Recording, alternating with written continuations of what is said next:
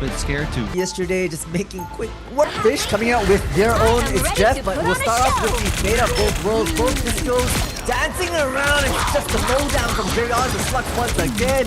The Magneto can't stand to the test of time. Now the judge, jury, and executioner themselves will fight NRX. Jerry does it all. The final judgment, mowing down their opponents and letting Rocket leave with no trace. Forced to come up with something different as Zero Tenacity closing in on that 100% mark. Your powers are mine! Now the Loki will change out, but the Pharaoh, the final stand, the last stand does come up. The kidnap on Arcadia can't stand for anything. Slux comes out with the Meteor M as well to find a pick, and Zero Tenacity, unfortunately, right now looking like they might want to give this up, but not without a bit of a fight here. Kickflip will go in on to Corey, and RX finds their pick, and it's a trick attack trade so far. But it looks like it does win out in Rocket's favor. They will take control before Zero Tenacity take the round win. As Fish looking for some cheeky poke damage here. Does have the It's Jeff available. Supernova available for NRX. Kickflip also has the last stand. Now Rocket, they have the advantage. They do indeed. We're looking for perhaps some sort of open pick. They're not trying to overextend Rocket, right? They just want to corner Zero Tenacity into these off angles. Winsker getting dangerously low there. NRX also doing the same as Jerry's able to track him down. This Punisher providing so much work for Zero Tenacity as they look to try to take control yet again. Final judgment available, will pop it, but can he take down Fish in time? Yes, he will. Great awareness from the Punisher, and he will punish the rest of Rocket as they are running away, running for the hills. They will not be able to make it into their lecture hall as they will lose out on round number 1. Here for Rocket is that they actually didn't expend a whole lot of ultimates towards that tail end. They're still sitting with 3. They couldn't get themselves into favorable positions to make these ultimates work. But hey, with a Supernova plus the Fate of both worlds, they probably can start with an explosive one onto the site.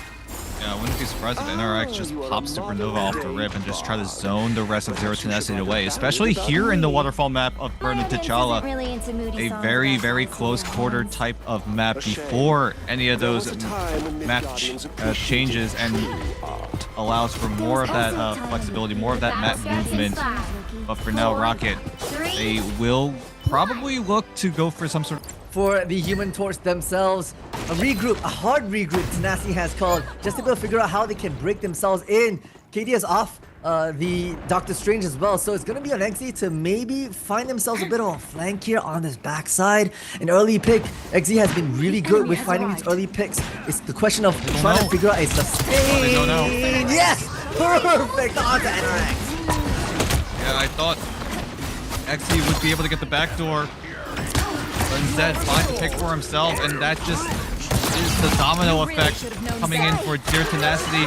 They take down one member and the rest just fall right after.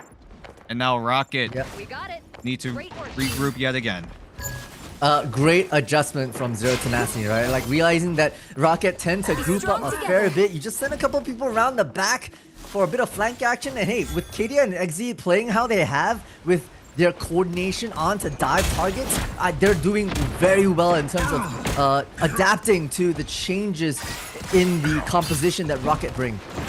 Yeah, but Rocket University, take a quick... Can Zero Tenacity hold? Can they keep it going? But it looks like Rocket somehow during that fight were able to take control of the site. But now Zero Tenacity need to win out on this fight, but Slux doesn't want any of that. Jerry comes down with these Ensong Inferno on to Kickflip, an important one to start things off. Sangshin and Wendy get 1-for-1 trade. It's a good trade so far. The portals out. Tatori is absolutely ham on this slope to be able to fight back and reclaim the point for themselves. Una Snow, the Dotori of Zero Tenacity, just clicking heads, finds the picks from that high ground thanks to the terrain changes here on the waterfall map. We talk about this time and time again, especially here on this map in particular. These terrain changes really causing a lot of these teams to adapt on the fly, and Zero Tenacity closing the gap. Indeed, once again, that high ground is so important. Tori has to fall back just a little bit because not wanting to be caught off guard with the likes of XZ and KD. Not very sure where there is. Yep, KD is spotted in the backdrop, just running for the hills, trying to harass that back line while the rest of NRX trying to tank this front line as much as they can. Yeah, no smite. Keep in mind, he's the only person with the ultimate here. He finds 2. But can he find more? Can he find the picks? Find the knockouts? No, Rocket will weather the storm, but Slux finally goes down as the dash comes in for XC. Can he slash and dash his way to a victory? Unless the answer will be yes. Jerry and XC teaming up to wipe out Rocket, and they will. Spade a spade. Right town being in the game almost feels like Rocket have been studied. Zero Tenacity just a little bit longer. Everyone popped their ultimate and no one goes down. Idea didn't technically go down, but the Karma Revival does keep him alive, but no smite is gonna get picked, but XC with the double. Valkyrie also in the backline as well, helping out his fellow duelist that is on that Adam Warlock to just finish off what is left of Rocket. And I wanted to say it, everyone popping their ultimates and only 1 casualty, really. I mean, to be fair, there were a few more casualties, but XZ with their coming rival just nullified all of it, right? No duelist, no problem since XZ. Give me the next best thing, which is honestly, yeah, the strongest duelist version of a strategist in that backline. XC piloting that Adam Warlock was able to keep the team alive, keep the team in the fight, and with that soul bond, is just going to keep everyone just a little bit tankier as XC just going absolutely ham right now. The stuns coming in clutch as well. Kaidia charges up the right clicks and is able to wipe out 2, and Rocket are staggered yet again. NRX now off onto the Wolverine, trying to find some sort of a feral leap for an isolation. That's the thing about Zero Tenacity, right? No spice. Plus, their walls have been so good in terms of isolating the fights, either from a defensive or offensive position. As Rocket take to this bridge, this top side is so important. And leaves Zero Tenacity with a bit of an open side. But yeah, the Tori will find wings going midst of it all. Sucks in Jerry. Jerry has overstepped their welcome and will be punished for it. Yeah, Jerry got a nice stun with the Eye of Agamotto right before all these ultimates are coming online, but Slux now threatening the silence reduction, but look at this again, everyone having ultimates again. It's going to be a bit of a barrage. Yep, we're going to start with the silence seduction. That's going to be dancing around, finding Sidori and that back line. The Mega Hurricane. But the board again! Yes, the coming revival brings back Zero Tenacity. Overtime has been triggered. Rocket needs to press the advantage, but with the Finable board coming in clutch, I think that's all they have to do. Oh my goodness. What an ultimate coming in from XZ. Saving the point, it seems like, as the Glovery comes down with the stun. Is gonna be good, but the heals are there on the side of Rocky University, but it's all going to fizzle out. Blink and you miss it off the heroics of XZ as Zero Tenacity are going to finally secure the defense, and Rocket just lost track of XZ, who just really just snuck away into a corner and was just able to revive the rest of his team and bring them back into the fight.